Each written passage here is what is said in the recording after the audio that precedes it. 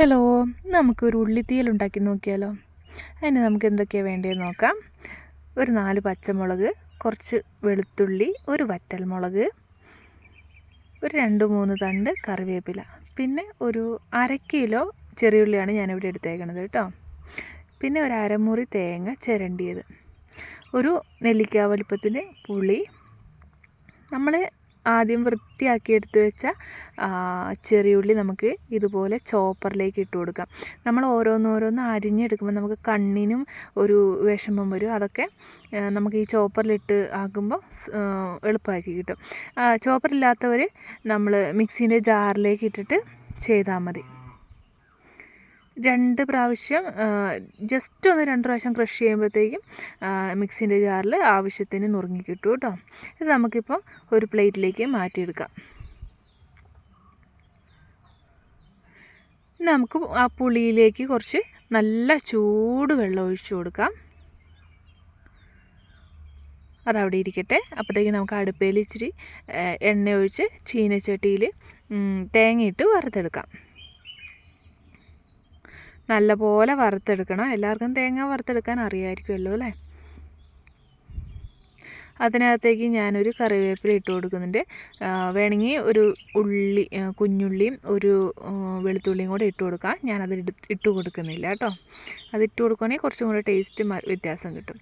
ഇതിപ്പോൾ ഏകദേശം ഒരു പകുതി മൂപ്പായിട്ടുണ്ട്. ഇനി കുറച്ചും കൂടെ മൂത്ത് കിട്ടണം.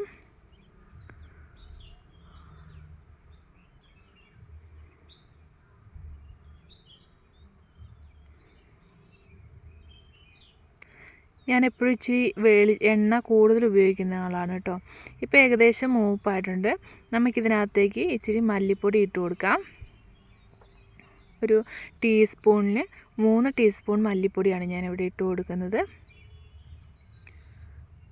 ഇനി ഒന്ന് ഇളക്കി മൂപ്പിച്ചതിന് ശേഷം, എനിക്കെപ്പോഴും മല്ലിപ്പൊടി ഇച്ചിരി മൂപ്പിച്ചെടുക്കണം.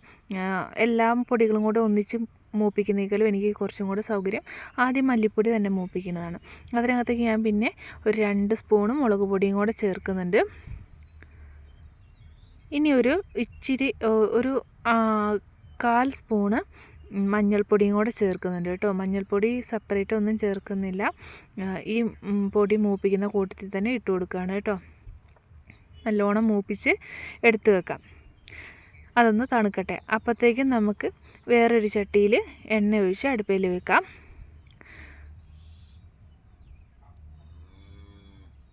അതിനകത്തേക്ക് എണ്ണ ചൂടായി കഴിയുമ്പോൾ കടുക് ഇട്ട് കൊടുക്കാം. കടുക് പൊട്ടി വരുമ്പോൾ നമുക്ക് നല്ലോണം പൊട്ടിയതിന് ശേഷം നമുക്കതിനകത്തേക്ക് വറ്റൽമുളകും കറിവേപ്പിലയും കൂടെ ഇട്ട് കൊടുക്കാം.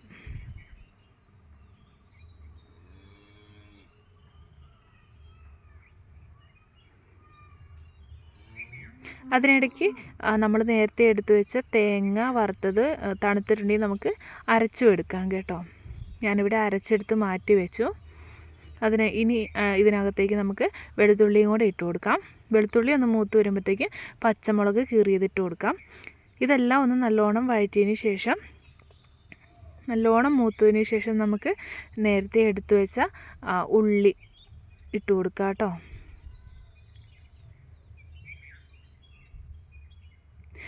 ഉള്ളിത്തീയലുണ്ടെങ്കിൽ എന്നെ സംബന്ധിച്ചിടത്തോളം വേറൊരു കറി വേണ്ട. എനിക്ക് അത്രയും ഇഷ്ടമുള്ളൊരു കറിയാണ് ഉള്ളിത്തീയൽ. ഉള്ളിത്തീയൽ ഒരു പ്രാവശ്യം ഉണ്ടാക്കിയിട്ട് ഒരു 2 ദിവസം എന്തായാലും കേടുകൂടാതിരിക്കും, നമ്മളത്രയും നല്ല രീതിയിൽ ഉണ്ടാക്കിയാൽ.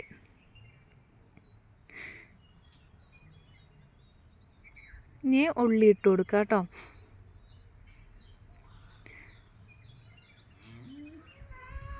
ഇതിവിടെ നല്ലോണം വഴന്ന് വരണം. നല്ലോണം വഴന്ന് ചെറിയൊരു ബ്രൗൺ കളർ വരുന്നോണം വരെ നമ്മൾ ഇത് വഴറ്റിയിട്ട് കൊടുക്കണം. അതിനകത്തേക്ക് നമുക്ക് ആവശ്യത്തിന് ഉപ്പ് കൂടി ചേർക്കാം. ഉപ്പ് കൂടി ചേർക്കുമ്പോൾ വെക്കുന്ന വഴന്ന് കിട്ടും.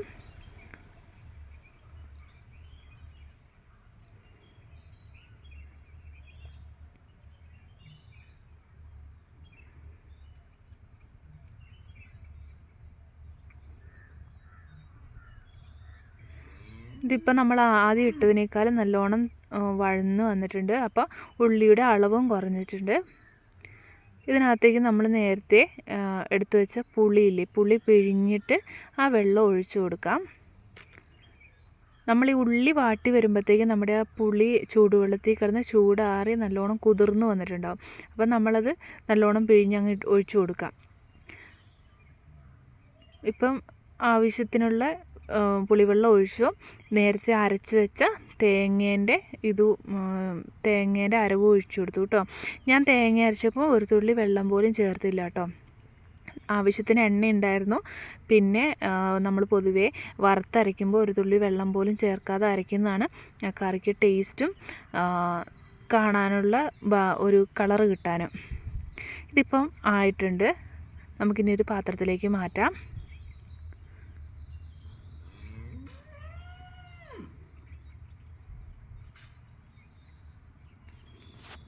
ഉള്ളിത്തീയൽ ഒരു പ്രാവശ്യം പോലും ട്രൈ ചെയ്യാത്തവരൊന്ന് ട്രൈ ചെയ്ത് നോക്കണം കേട്ടോ.